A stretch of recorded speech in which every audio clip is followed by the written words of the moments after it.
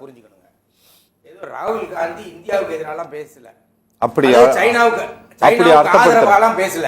Okay, China நம்ம ஏமாத்திக்கிட்டு இருக்கான், உள்ள வந்துட்டாங்கிற வேதனையை தான் பேசியிருக்காரு. ஓகே. ஆனா ராகுல் காந்தி பேசும்போது சொன்ன விஷயங்களை என்ன எக்கனாமிக்ஸ் டீடைல்ஸ்னா, இந்திய நாட்டுடைய இறக்குமதி 100 ரூபாய்க்கு நீங்க இறக்குமதி பண்ணீங்கன்னா 15% சீனாவில இருந்தா வருது. 15 ரூபாய்க்கு இறக்குமதி. ஓகே. 121 பில்லியன் டாலருக்கு இந்தியா இறக்குமதி பண்ணிட்டு இருக்கு. இது வரலாறில் இல்லாத அளவுக்கு உயர்ந்திருக்கிறது. நல்லா கவனிங்க. சரி. அடுத்து ஒரு வளர்ந்த நாடு, 3வது நாடா ஆக போறோம், 4வது நாடா ஆக போறீங்கன்னா உங்களுடைய பெர் கேபிட்டா இன்கம், தனி மனித வருமானம் எவ்வளவுங்க? ஓகே. ராகுல் காந்தியை பேச்சு இந்த பின்புலத்துல இருந்தா நீங்க புரிஞ்சுக்கணும். அதாவது ஏசியாவிலேயே அதிகமாக இருக்கிற நாடு, பெர் கேபிட்டா இன்கம் அதிகமா இருக்கிற நாடு எது? சிங்கப்பூர் தான், சைனா தான். ஆனா இந்தியாவை எவ்வளவுங்க? $2138. இப்ப கற்பனை பண்ணி பாருங்க, இந்தியா வளர்ந்துருச்சா? 4வது நாடா, 3வது நாடா? சிங்கப்பூரோடைய பெர் கேபிட்டா சிங்கப்பூரோட பாப்புலேஷன் $65,422. இல்ல சார், சிங்கப்பூரோட பாப்புலேஷன் என்ன நம்ம நீ அப்ப சைனாவை எடுத்துங்க. சைனாவோட பாப்புலேஷன் எவ்வளவு? 144 கோடி இல்லையா? அவ $13,000 மேல பெர் கேபிட்டா இன்கம். ஒரு உதாரணத்துக்கு சொல்றேன், நான் வந்து லக்சம்பர்க் அல்லது அமெரிக்கா அதுக்கெல்லாம் போகவில்லை. ஆசிய நாடுகளிலே இன்னைக்கு நம்முடைய நிலைமை என்னங்கிறது கொஞ்சம் யோசிச்சுட்டு நம்ம பேசணும். அப்ப வளர்ச்சி என்பது எதை வைத்து அளவுகோல்? அதுதான் ராகுல் காந்தி கேட்கிற கேள்வி. அதுக்கு நீங்க பதில் சொல்லுங்க. 2 கோடி பேருக்கு வேலை கொடுக்குறேன். இந்திய மட்டும் அவர் குறை சொல்லுங்க. ஒரு நிமிஷம். வேலை வாய்ப்பு வளர்ச்சி இல்லாமல் போனதுக்கு யூபிஏவும் காரணம், என்டிஏவும் காரணம்னு சொல்றாரு. நீங்க என்டிஏ எப்படி காரணம் இல்லைன்னு பதில் சொல்லுங்க. ஒண்ணு. ஓகே. நான் சொன்ன மாதிரி சைனாவோட உற்பத்தி. அடுத்தது நீங்க பாத்தீங்கன்னா ஒரு முக்கியமான விஷயத்தை நம்ம எல்லாரும் மறந்துட்டோம். செமி கண்டக்டர்னு ஒரு வார்த்தை கேள்விப்பட்டிருக்கீங்களா? அதுக்கு இந்த பட்ஜெட்ல ஃபண்ட் அலாட் பண்ணிருக்காங்க சார். பண்ணிருக்காங்க. ஆனா இன்னைக்கு உலகத்துல யார் அதிகமா செமி கண்டக்டர் உற்பத்தி பண்றாங்க அவங்க கைக்கு தான் உலகம் போகும். அமெரிக்கா இந்த திமிர் எங்க இருந்து வருது? அமெரிக்காவை நம்மளால எதிர்த்து பேச முடியுதா?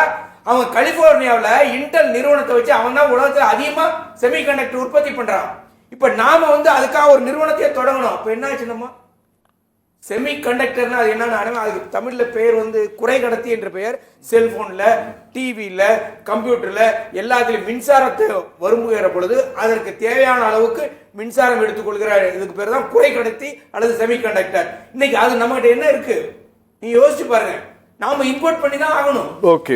அதனால வந்து ராகுல் காந்தி அந்த போனை வச்சுட்டு சொன்னதும் அது பொருத்தமானது. அடுத்து ஒரு முக்கியமான விஷயம் என்னன்னா, இதுல வந்து இந்தியாவில வளர்ச்சி நீங்க 4வது நாடு 3வது இந்த பட்ஜெட்ல எவ்வளவுங்க வளர்ச்சி சொல்லுங்க?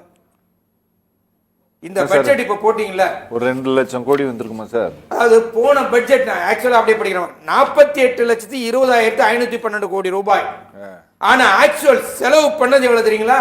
47,16,481 கோடி ரூபாய். அதாவது பட்ஜெட்டை விட குறைச்சு.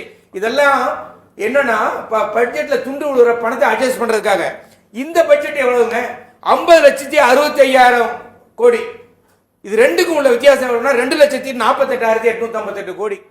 இந்த 2,48,858 கோடியை தான் பல்வேறு இலாக்காக்களுக்கும் நம்ம பகிர்ந்து வைக்க வேண்டியிருக்கு. அப்படின்னா 5% இருந்து 6% தாங்க இன்க்ரீஸ். ஆனா பணவீக்கம் எவ்வளவு இன்க்ரீஸ் இந்தியாவில்? 6%க்கு மேல. பணவீக்கம் 9%க்கு மேல. அப்போ இந்த நாட்டோட பட்ஜெட்டை போட்டு பெருசா நான் சாதிச்சேன். நீங்க வந்து வருமான வரி கட்டுற 2 கோடி பேருக்கு உதவி பண்ணிருக்கீங்க, உண்மை.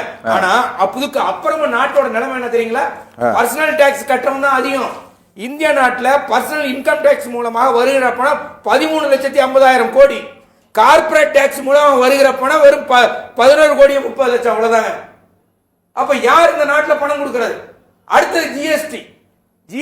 அதாவது முன்னெல்லாம் பட்ஜெட்னா ஒரு மரியாதை இருக்கும், ஒரு பயம் இருக்குங்க நமக்கு. ஐயோ இன்னைக்கு என்ன சொல்ல போறாங்களோ, அதுக்கு என்ன ஆகுமோ, இதுக்கு என்ன ஆகும். இப்ப அதெல்லாம் ஒண்ணுமே கிடையாது, மரியாதையே கிடையாது. பட்ஜெட்டுக்கு வெறும் கணக்கு. ஆனா என்ன இதுல நடக்குதுன்னா, ஜிஎஸ்டி மூலமாக நாட்டு மக்கள் மீது வரியை போட்டுட்டே இருக்கீங்க. ஜிஎஸ்டி வரி அதிகமா வருதுன்னா என்ன அர்த்தம்? சாதாரண மக்கள் அதிகமா இன்டைரக்ட் டாக்ஸ் அதிகமாகுதுன்னு அர்த்தம். ஓகே.